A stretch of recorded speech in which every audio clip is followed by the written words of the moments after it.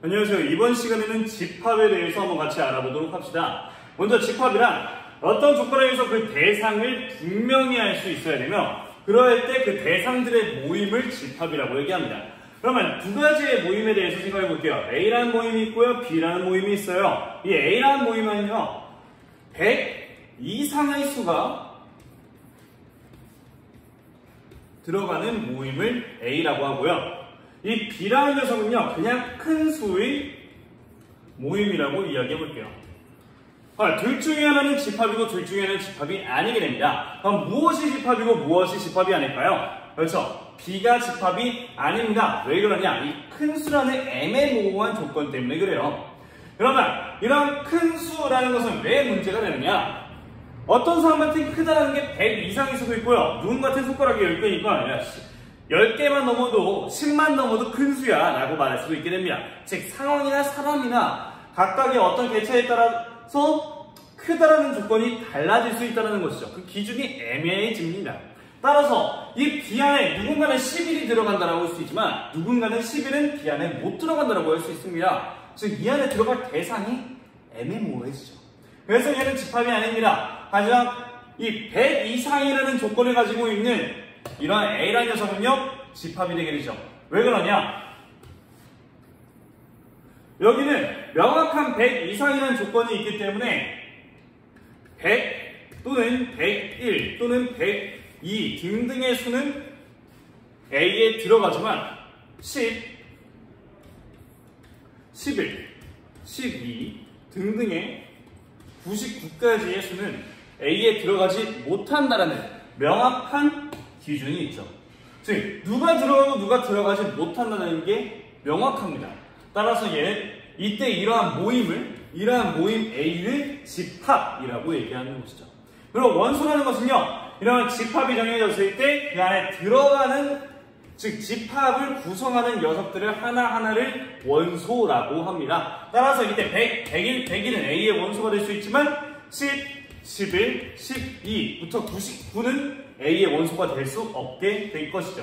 그러면 누구는 A에 들어가고 누구는 A에 들어가지 못한다는 것을요, 우리는 이 삼지창처럼 생긴 이러한 기호로 표현한다고 합니다. 마치 이 소문자 A가 대문자 A라는 집합의 원소라는 것을 이렇게 표현한 것처럼요, 이 100, 101, 100이라는 녀석은요, 이렇게 정해진, 이렇게 이름 지어진 A라는 집합에 들어가죠. 따라서 100이라는 녀석은 A의 원소로 들어간다라는 것을 이렇게 표시한다는 것이에요.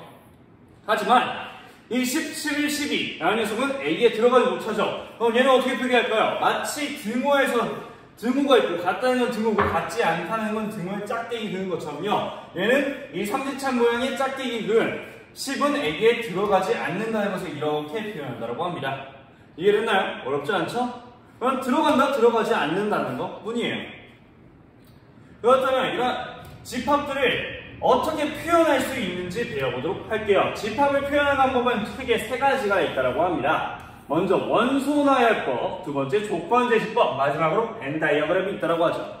첫 번째 원소나열법은 무엇일까요? 원소를 그대로 나열하는 거죠. 누가 들어가고 누가 들어가지 못하고를 그냥 나열하는 겁니다. 어렵지 않죠? 예를 들어서 이번에 새로 A라는 녀석을 이름 지어볼게요. 이때 이 A라는 녀석은요, 안에 1, 2, 3, 6만 들어가는 집합이라고 할게요. 그것을 원소나열법으로 어떻게 표현하느냐? 중괄호를 이용해줘서요, 하나하나 다 그냥 나열해줍니다. 이렇게요. 쉼표를 기준으로 하나 총 4개를 나열해주는 거죠. 이것을 우리는 원소나열법이라고 얘기합니다. 이런 원소나열법은 강점도 뚜렷하고 약점도 뚜렷해요. 강점 무엇이냐? 다 나열하니까 얘들의 뭐가 들어가는지, 어떤 녀석이 집합에 들어가고 어떤 녀석이 집합에 안 들어가는지 명확하게 보여집니다. 하지만 약점도 뚜렷하죠. 얘는 4개밖에 없으니까, 원소가 하나, 둘, 셋, 4개밖에 없으니까 그렇게 쉽게 표현이 된 거예요. 하지만 B라는 녀석을 표현해볼까요? B라는 녀석을 이렇게 생각해보세요. B라는 집합은 모든 자연수가 다 들어간 집합인 거예요. 그럼 모든 자연수가 다 들어가면은 목표를 다 나열해보면 1도 있고 2도 있고 3도 있고 4도 있고 5도 있고 6도 있고, 야 진짜 끝도 없네. 끝도 없다 보니까 어쩔 수 없이 이렇게 생략기호 이용해서 표현해 줄 수밖에 없다는 겁니다. 이렇게 생략기호 이용해서 표현해 주다 보니까 생략되는 얘들이 생겨요. 그러면은 우린 이 원소들 다 한 번에 보고 싶어서 원소 나열법을 했는데 그 강점이 사라져 버리죠. 그래서 우리는 또 다른 표현 방법을 익힐 수밖에 없습니다. 얘도 표현을 해줘야 되니까요. 그래서 얘도 표현해주기 위해서 쓰는 걸 우리는 조건제시법이라고 합니다. 즉, 이 집합 안에 들어갈 원소들의 조건을 얘기해 주는 거예요. 그러면 그 조건제시법을 쓰는 틀은 모양은 이렇게 생겼습니다. 얘도 마찬가지로 중괄호를 이용해줘요. 중괄호를 이용해주면서 x바 그리고 그 뒤에는 x는 무엇이다 라는 조건을 써주는 거죠. 그러니까 어떻게 읽으면 되냐면요, 이 집합에는 x로 대표되는 그러한 녀석들이 들어갈 거예요. 그런데 그 x라는 녀석은요, 어떤 조건을 만족시켜야 되느냐, 이러한 뒤에 있는 조건을 만족시키는 x들이 있는 것이다 라고 생각할 수 있는 거예요. 다시 말할게요. 이 뒤에 조건을 만족시키는 x들의 모임이다 라고 생각하면 되는 겁니다. 그러면 이 a라는 녀석을 이렇게 한번 표현해 볼까요? a라는 녀석 1, 2, 3, 6이라는 녀석의 공통적인 성질을 한번 생각해 보면요, 얘네들은 모두 다 6의 약수예요. 그리고 6의 약수는 1, 2, 3, 6 4개밖에 없죠. 이러한 공통적인 성질들을 이용하면은 이 a를 조건제시법으로 새롭게 표현이 가능해집니다. 어떻게 하는지 한번 볼게요. a라는 녀석을 새로 표현해 봅시다. a라는 녀석은요, 조건제시법 표현하기 위해서 x바 이렇게 적어줄 거예요. 그럼 이 들어갈 녀석들의 공통적인 성질은 무엇이냐? x라는 녀석은요, 6의 약수라고 얘기해 주는 거죠. 이러면 어때요? 6의 약수를 만족하는 x들의 모임이니까 이 안은 1도 들어갈 수 있고요, 2도 x가 될 수 있고요, 3도 x가 될 수 있고요, 6도 x가 될 수 있죠. 그래서 이 녀석은 1, 2, 3, 6이라는 이 집합과 동일한 녀석이다 라고 말할 수 있게 되는 겁니다. 그러면 이러한 표현 방법을 통해서 정말 그 원소의 개수가 무한하게 많은 이러한 비란 녀석도 표현해 줄 수 있게 되겠죠. 비란 녀석 아까 맨 처음에 뭐라고 소개했어요? 모든 자연수를 다 표현해 주고 싶은 거라면서요. 그럼 얘는 x바, 즉 어떤 x들이 들어가는 것이냐? x는 자연수 라는 조건을 만족시키는 x를 들어가면 되는 거죠. 그럼 여기 1, 2, 3, 100, 1000만, 10만, 100만, 1000만, 등들 모든 자연수는 다 이것을 만족시키죠. 그럼 따라서 그 모든 자연수들은 B에 들어간다라고 명확히 얘기해 줄 수 있습니다. 그럼 위에 있는 녀석이나 아래에 있는 녀석이나 같은 녀석을 표현하는 거 맞죠? 그래서 조건제시법으로 하면 이렇게 간단하게 표현이 된다라는 겁니다. 하지만 이 조건제시법은 원소들의 공통적인 성질이 가지고 있어야지 표현이 된다라는 거 그냥 알고만 있으면 됩니다. 그러면 원소나열법이 무엇인지, 조건제시법이 무엇인지 이제 알겠죠? 그럼 마지막으로 벤 다이어그램이라는 표현 방법에 대해서 한번 익혀봅시다. 벤 다이어그램이란 무엇이냐? 위에 있는 녀석들은 중괄호를 이용해서 말이나 뭐 식으로 표현한 녀석들이라고 본다라고 하면 벤 다이어그램이라는 녀석은요, 그림으로 표현한 거예요. 마치 함수를 함수식과 그래프라는 표현 방법 두 가지로 배웠던 것처럼 이제 벤 다이어그램이라는 녀석은요, 이 집합들을 그림으로 표현하자는 거예요. 도형을 이용해서 표현하자, 도형을. A라는 녀석을 그대로 표현한다라고 하면은 이렇게 그냥 대충 아무런 도형을 그려요.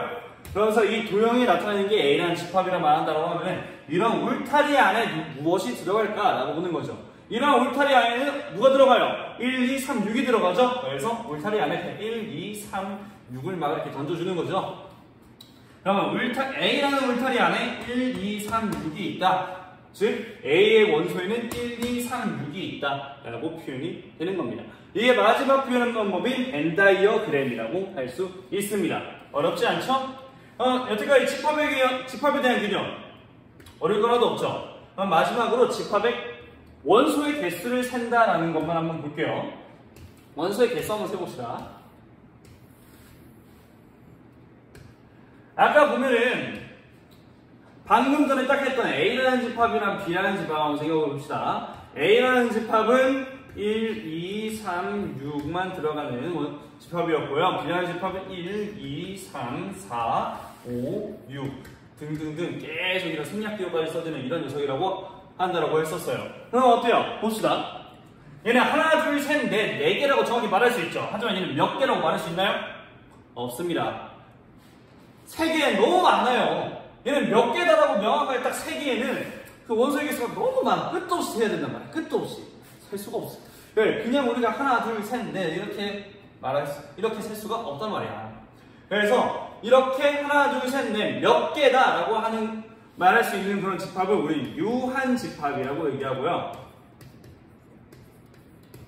원소의 개수가 유한계 있는 집합, 유한 집합이라고 얘기하고요. B처럼 연소의 개수가 무한히 많은 것을 무한 집합이라고 얘기합니다. 그럼 우리 원소의 개수가 유한한 유한 집합 같은 거는 몇 개다라고 셀 수 있다라고 했으니까 그럼 몇 개다라고 세는 그런 표현을 배워봅시다. 집합 A라는 녀석이 유한 집합일 때 A의 원소의 개수를 이렇게 표현한다라고 하네요. 즉 이렇게 써져 있다라고 하면은 A라는 집합의 원소의 개수를 구한다는 거예요. 이러한 상황에서 어떻게 된다? 이러한 상황에서는 NA가 몇이다? 4다라고 할 수 있는 거죠. 하나, 둘, 셋, 네 개 있으니까요. 원소의 개수 4개다라고 말하는 겁니다. 그런데 원수가 하나도 없으면 어떻게 해요? 원수가 하나도 없는 집합을 우리는 공집합이라고 얘기한대요. 그래서 그 공집합을 이렇게 표현한다고 하고요. 즉, 벤다이어그램을 그리면 공집합이라는 녀석은 울타리 안에 아무것도 없는 거예요. 이게 공집합이라는 거지. 오케이? 그러면 이런 공집합의 원소의 개수는 다시 0이다 라고 말할 수 있죠? 어렵지 않죠? 여태까지 이제 그러면 집합이라는 개념의 가장 기본적인 요소에 대해서 배워봤습니다. 그러면 이번 시간에 여러분들 어려운 점이 있다면 앞으로 활동하는 거나 문제 푸는 점에서 또는 이런 개념 설명에서 어려운 점이 있었다라고 하면은 여러분들이 꼭 수업 시간에 질문을 하길 바랍니다.